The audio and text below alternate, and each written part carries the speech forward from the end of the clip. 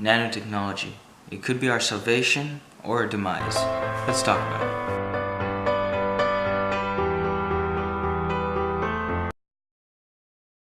This is a microbot. It doesn't look like much, but when it links up with the rest of its pals,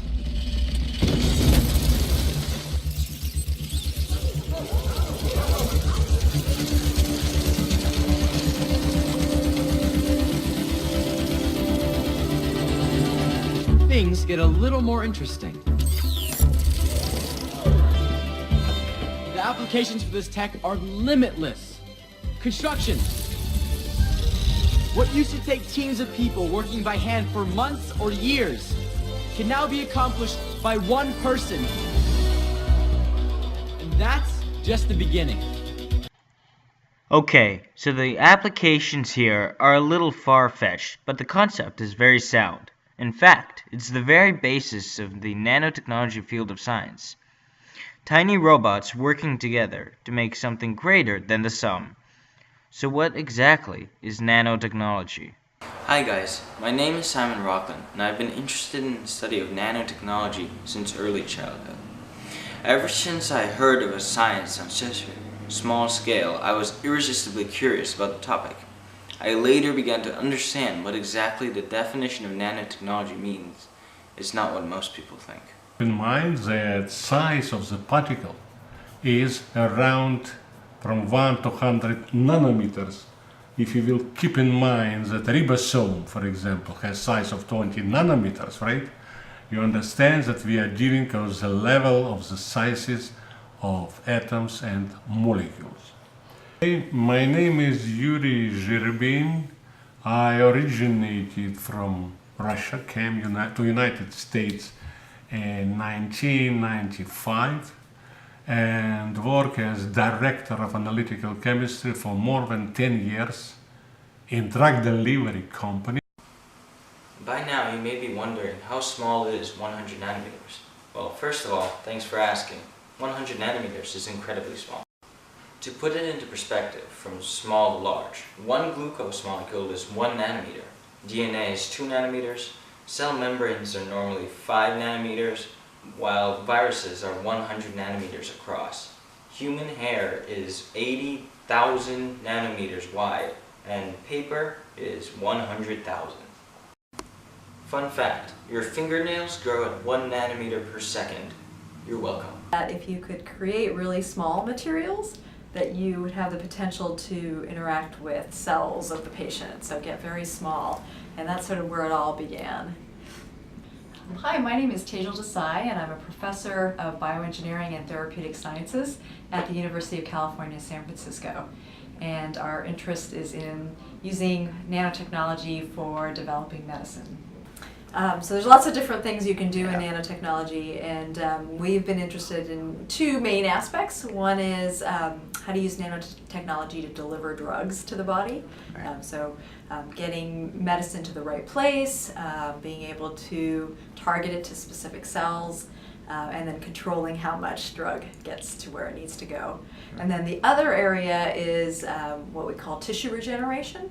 So developing nanoscale materials that will help regenerate failing tissues or organs within the body.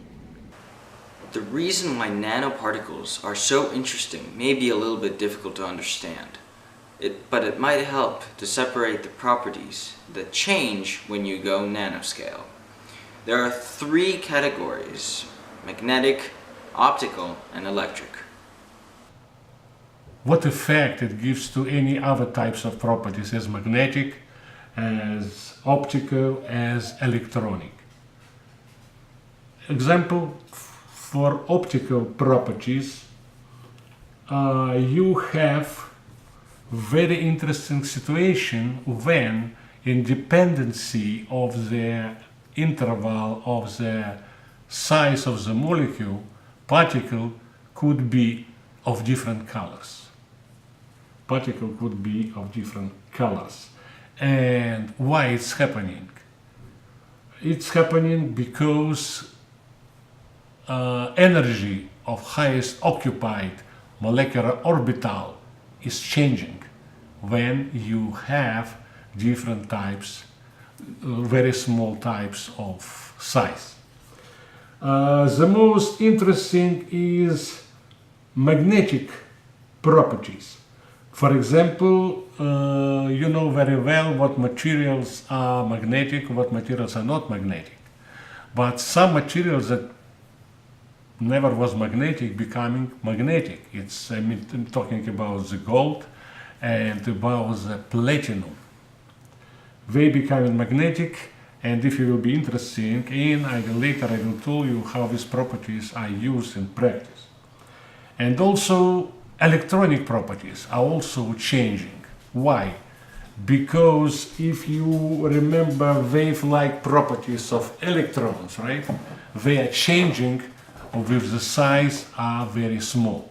So, in conclusion, go from very low size to nanometer scale, automatically changing electrical, magnetic, and optical properties of these materials. That opens a very wide door to very new technology. You can manipulate materials in a way that you couldn't before. And so what makes a nano material so important is that it has a really high surface area.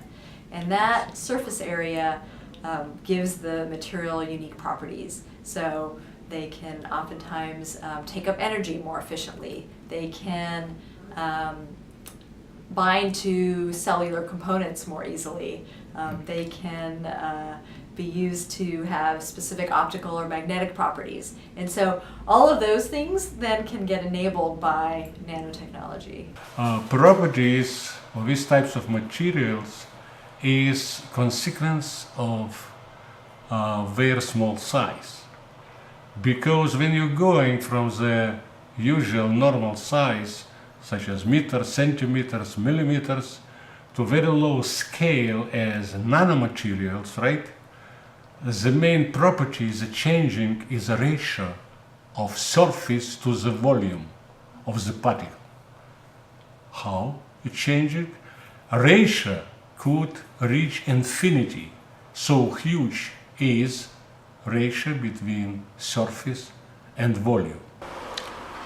It's important to understand that as nanotechnology progresses and we gain a better understanding of how the universe operates on a nanoscale, new and powerful discoveries will be made, which will push the boundaries of what we previously thought was possible.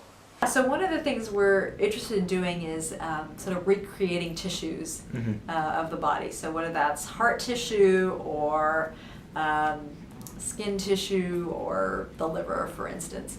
And so what we know about tissue is that it's composed of both cells and a matrix. And the matrix is sort of the glue that holds cells together. But it's not random, it's very organized.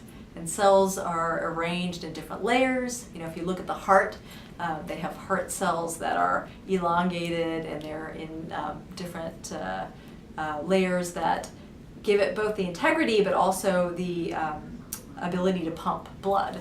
So when we talk about matrix fabrication, what we're trying to do is actually build up one layer at a time a similar structure of the matrix that these cells can then repopulate and actually try to build sort of a tissue in a dish, essentially. This question, very important, very interesting question.